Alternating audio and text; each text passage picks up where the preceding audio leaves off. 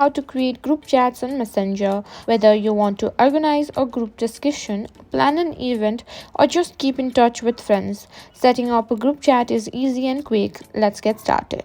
First, open the Messenger app on your mobile device. If you're not logged in, make sure to be logged in. On the home screen, tap on the new messages. This icon usually looks like a pencil or a plus sign located at the top right corner of the screen. Now you'll see a list of contacts. To create a new group chat, tap on create a new group. Now you'll be prompted to select the people you want to include in the group. Tap on the names of your contacts to add them to the group.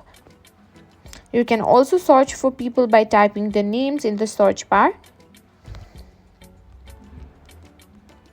Once you've selected everyone in the group, simply tap on create.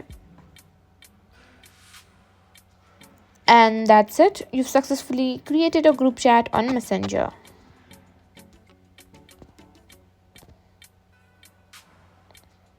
You can also rename this chat. For example, I can write fam.